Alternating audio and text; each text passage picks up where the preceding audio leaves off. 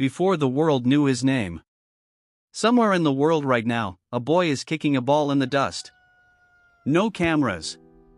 No scouts. No crowds. Just dreams. And for most people, that's where the story ends. But for Ronald, that's where everything begins. Because long before anyone knew his name, before stadium lights, before trophies, before applause, he was just a boy trying to survive a life that didn't make things easy. And this is his story. Chapter 1: The Day He Was Born. Ronald was born on a cold morning in a small, overlooked town. The hospital was old. The streets outside were quieter than they should have been. Life there didn't celebrate new beginnings often. His mother held him close and whispered something only she understood at the time. "This boy, he is going to carry something big." His father didn't say much. Life had already taught him to expect less and hope carefully. They didn't have money. Not even close. But they had something stronger than money. Time. And a child who refused to be ordinary. Chapter 2: The Child Who Never Stood Still. From the moment Ronald could walk, he never stopped moving. He ran instead of walking. He climbed instead of standing. He explored instead of waiting. People in the neighborhood said, "That boy has too much energy." But his mother just watched quietly. Because she noticed something others didn't. Ronald wasn't just restless. He was searching for something he couldn't explain yet. Chapter 3: The First Touch of Football. Ronald was 6 years old when football found him. Or maybe, when he found football. It wasn't a real ball. It was a bundle of old clothes tied with string. It bounced unevenly, rolled strangely, and sometimes fell apart. But to Ronald, it was perfect. Every afternoon, he would take it outside and play alone. He didn't need teammates. He created them. He didn't need a stadium. He imagined one. Crowds. Lights. Noise. Pressure. All inside a dusty street. And in those moments, Ronald wasn't a boy anymore. He was a player. Chapter 4: The House That Struggle Built. When Ronald was 8, everything changed. His father lost his job. At first, there was silence in the house. Then worry. Then long nights where adults spoke in low voices thinking children couldn't understand. But Ronald understood more than they thought. He saw the empty fridge. He saw his mother counting coins twice. He saw his father staring at nothing. And for the first time, Ronald felt something heavy. Fear. Not fear of failure. Fear of staying stuck. That night, he made a promise without telling anyone. "I will change this." Chapter 5: The Street That Trained Him. Ronald didn't have proper boots. He didn't have a coach. He didn't have a pitch. But he had a street. A cracked, uneven, dusty street that became his training ground. He dribbled around stones like defenders. He shot at broken walls like goalposts. He ran until his lungs burned. When other kids went home, Ronald stayed outside. When the sun set, he didn't stop. He trained in darkness. Because he believed something simple. If he trained more than everyone else, he could become more than everyone else. Chapter 6: First Team, First Dream. At 10, Ronald joined a local youth team. It wasn't glamorous. The kits didn't match.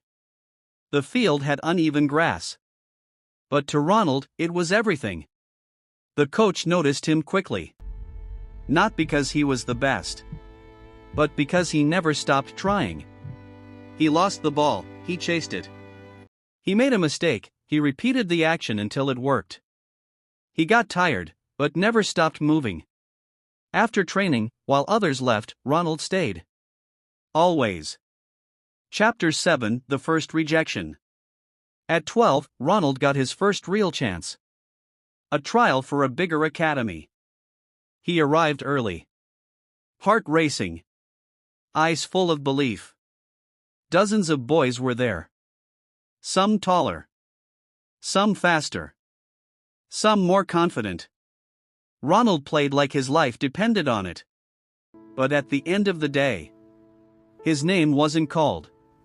He stood still as other boys celebrated. The coach told him, "You're not ready yet." That night, Ronald walked home slower than usual. For the first time, the ball didn't feel light. It felt heavy. Chapter 8: The Decision That Changes Everything. He sat outside his house that night. No noise. No movement. Just thoughts. What if I'm not good enough? But then he remembered the street. The training. The promise. And something inside him shifted. Not broken. Strengthened. The next morning, he woke up earlier than ever. And trained harder than ever. Chapter 9: The Obsession Years, 13 to 14. By 13, Ronald's life became routine. Train. School. Train. Study. Train. Sleep. Repeat. No shortcuts. No excuses. His friends started noticing. "Why do you always train?" Ronald answered. "Because I don't want to stay here." At 14, he entered a regional tournament. This time, something changed. He didn't just play. He dominated moments. He didn't just run. He controlled space. Scouts began to whisper, "Who is that kid?" But still, no contract came. Just attention. And sometimes, attention is more dangerous than rejection. Because it makes you think you've arrived, when you haven't. Ronald didn't stop. Chapter 10: The Pressure Years, 15. At 15, expectations started growing. People in his town began talking. That boy might make it. You should see him play. But pressure can either build a player or break him. Ronald felt it. Every mistake felt heavier. Every game mattered more. But he learned something important. Pressure is just another opponent. And it can be beaten. Chapter 11: The Final Trial, 16. Then came the biggest moment of his life. A major academy trial. Hundreds of players. One opportunity. No second chances. Ronald arrived early again. But this time, he wasn't nervous. He was ready. Because this time, he wasn't playing to be seen. He was playing because this was who he had become. He ran. He passed. He fought for every ball. And when he got tired, he didn't slow down. He pushed through. At the end, silence. Names being called. One by one. Then, Ronald. Everything stopped. For a second, he didn't move. He thought he imagined it. But it came again. Ronald. You've been selected. Final chapter: The beginning, not the end. That evening, Ronald stood outside looking at the sky. No celebration yet. No fame yet. No trophies yet. Just a new door opening. Because this wasn't the end of his story. It was the start. And somewhere, a boy in another street would one day hear his name. And believe that maybe, just maybe, he could do it too. They called it talent. But it was never talent. It was consistency. It was pain. It was belief.